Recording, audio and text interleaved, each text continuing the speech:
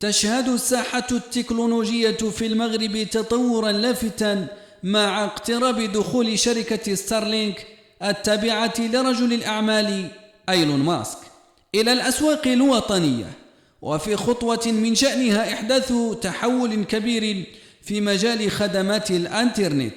وتشير معطيات حديثة إلى أن الشركة قطعت أشواطا مهمة للحصول على التراخيص اللازمة تمهيدا لإطلاق خدمات الإنترنت عبر الأقمار الصناعية، خاصة في المناطق القروية والنائية التي تعاني من ضعف في التغطية التقليدية.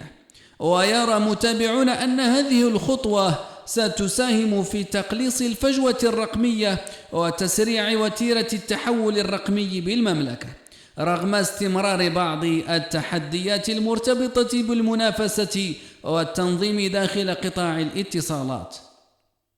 وفي سياق متصل، خلف خبر اقتراب دخول خدمة الإنترنت الفضائي ستارلينك إلى المغرب موجة من التفاؤل وسط فئات واسعة من المواطنين، خاصة في المناطق القروية والنائية التي تعاني ضعف التغطية، حيث يرتقب أن تساهم هذه التقنية في توفير صبيب الإنترنت السريع الذي يصل إلى ما بين 100 و250 ميجا بايت في الثانية، وتقليص الفجوة الرقمية بشكل ملحوظ.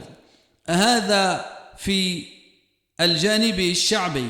في المقابل، قلق متزايد لدى الشركات المنافسة مثل اتصالات المغرب وإنوي إلى جانب أورنج ماروك، التي ترى في هذه الخدمة تهديدا مباشرا لنموذجها الاقتصادي القائم على البنية التحتية الأرضية والاستثمارات الضخمة في شبكات الألياف والبنية الوطنية.